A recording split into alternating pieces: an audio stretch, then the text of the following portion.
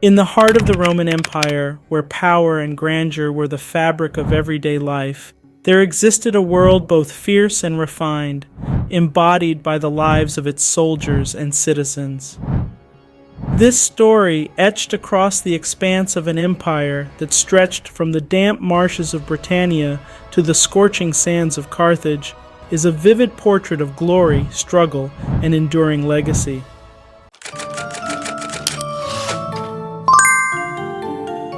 Welcome to another episode of Plaid Chronicles.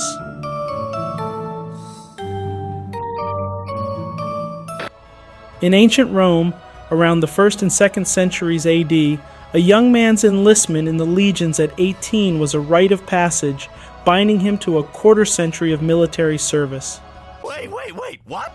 This commitment was enforced by Roman law, and desertion was considered a grave offense, punishable by severe consequences such as dishonor, loss of citizenship rights, and even death.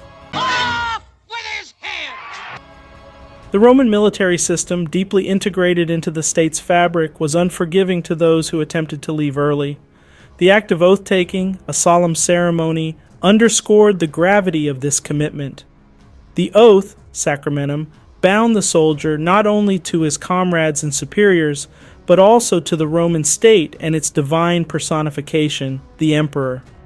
Breaking the sacred vow was seen as an act of treachery against the gods and the empire.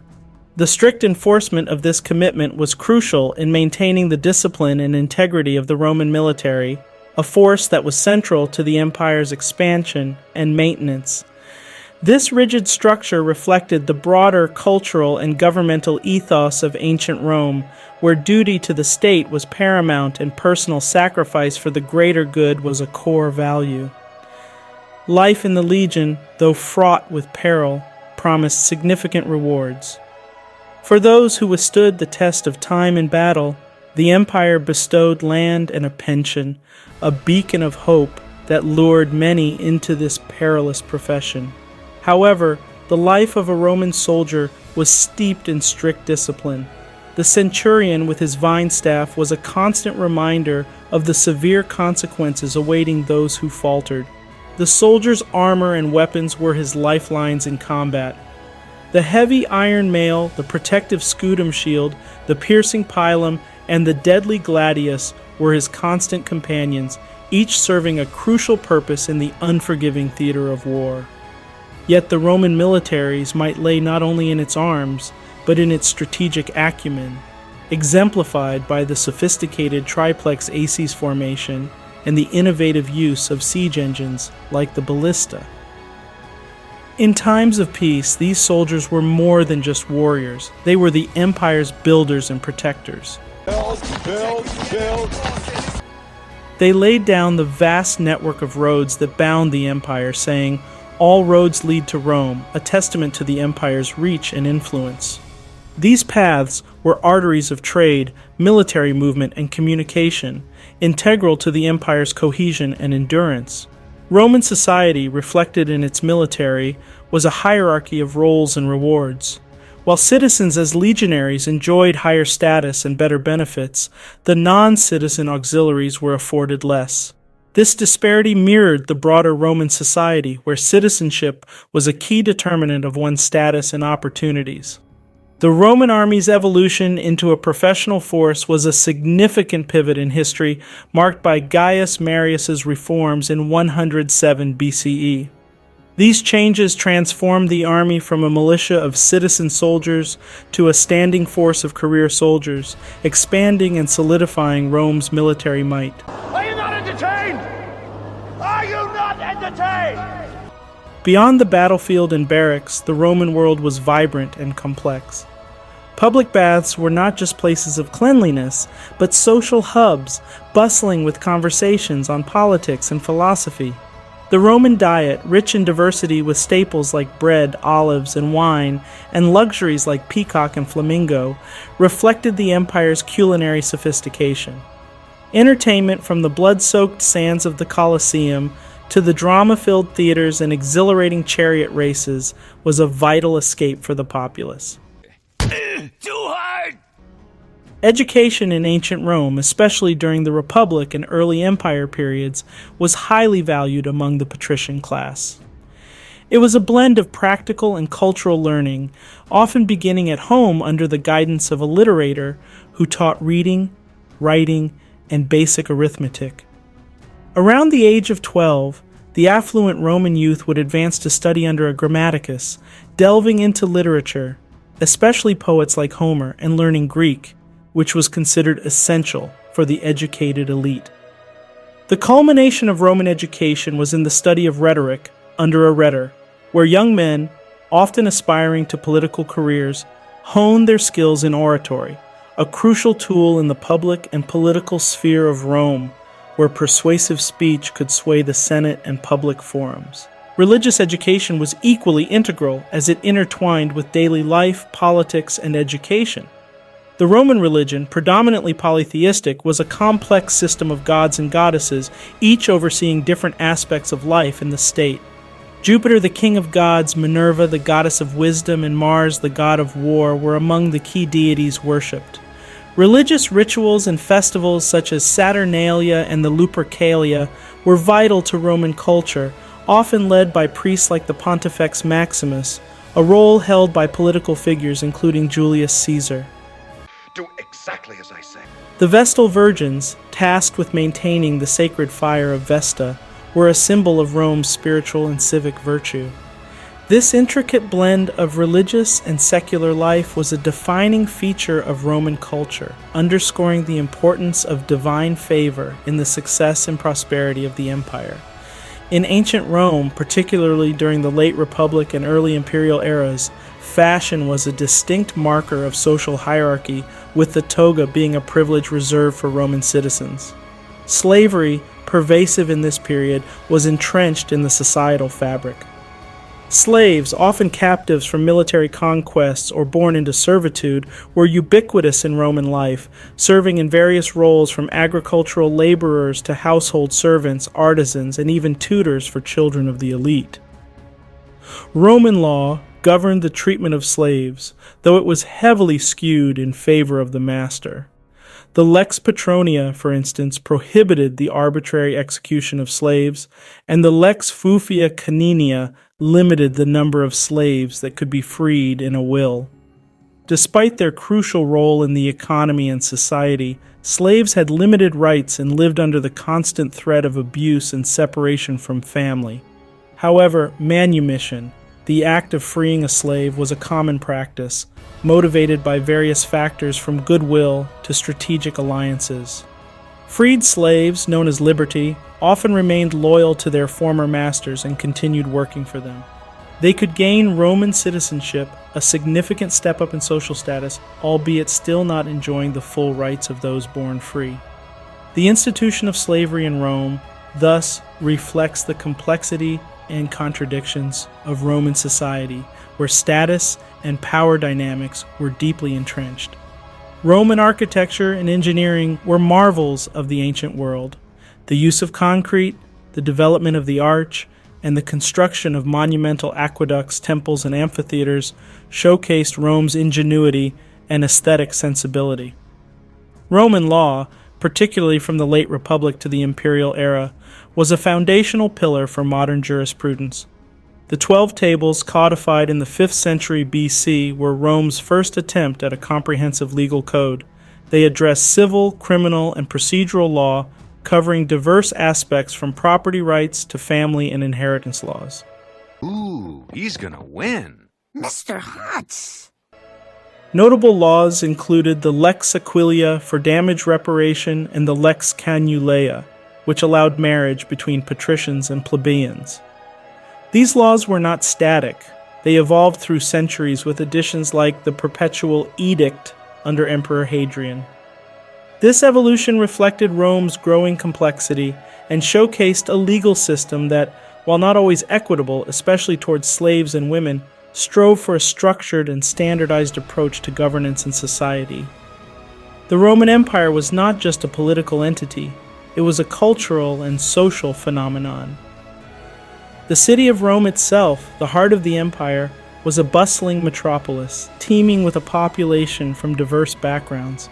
Its streets were a blend of opulence and poverty, with grand villas standing in stark contrast to crowded tenements. The Forum, the political and social heart of Rome, was where the pulse of the empire could be felt, resonating with the orations of politicians and the chatter of daily commerce. The Roman family was the cornerstone of society.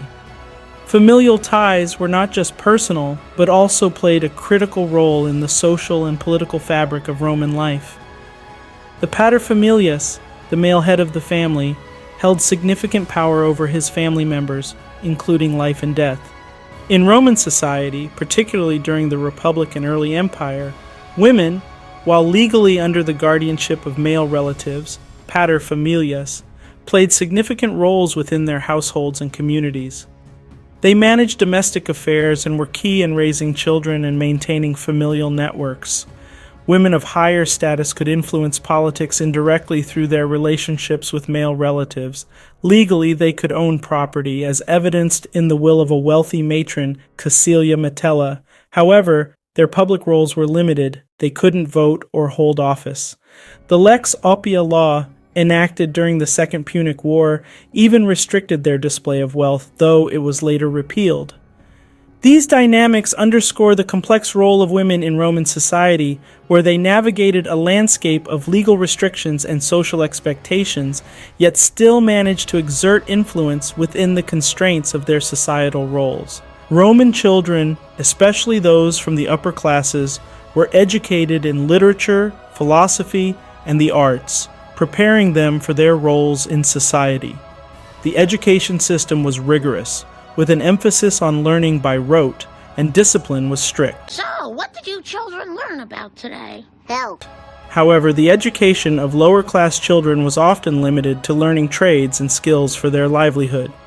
The Roman calendar was another aspect of their complex society. Initially a lunar calendar, it was later reformed by Julius Caesar into the Julian calendar, a more accurate solar calendar. The calendar was filled with numerous religious festivals and holidays, which were times of celebration and rest for the populace. The Roman Republic and later the Empire were theaters of relentless political intrigue and tumultuous power struggles.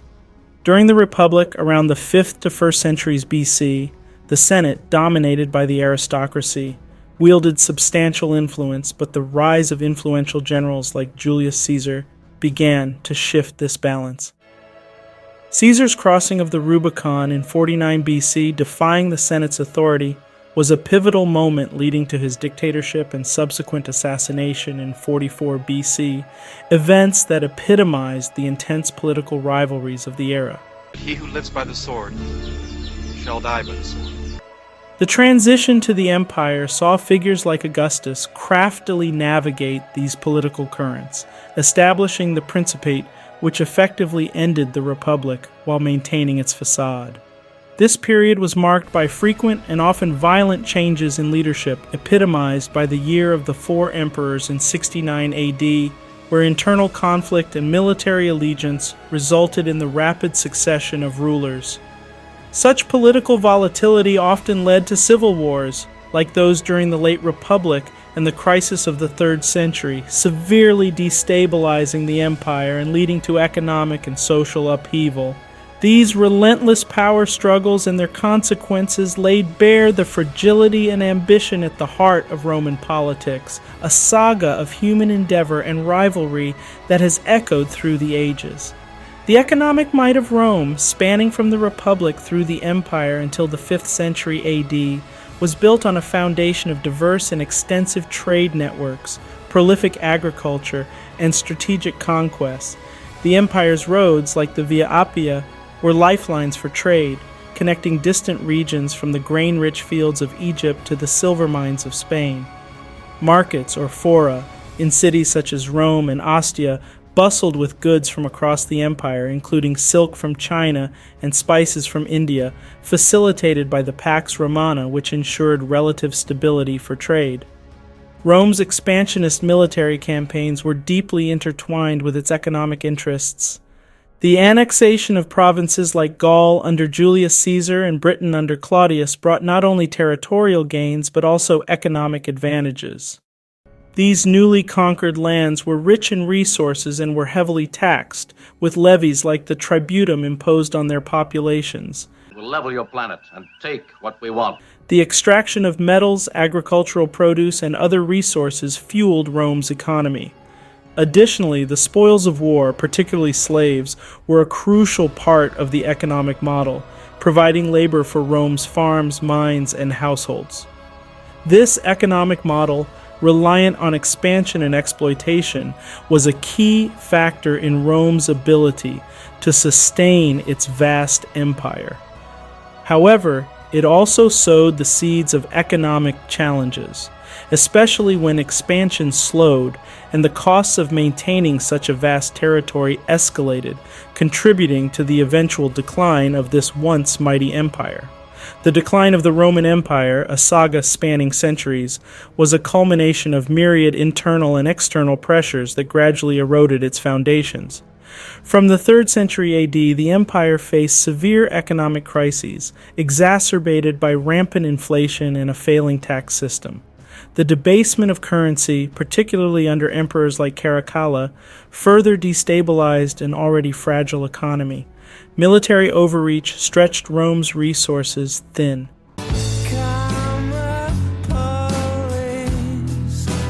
The empire's vast borders, from the Scottish Highlands to the Persian frontiers, were increasingly difficult to defend. The relentless pressure from barbarian tribes, including the Visigoths and Vandals, tested Rome's military might. The Battle of Adrianople in 378 AD, where the Eastern Roman Emperor Valens was defeated by the Goths, was a stark symbol of Rome's waning power. Internally, Rome was torn by political strife and a rapid succession of emperors, many of whom met violent ends.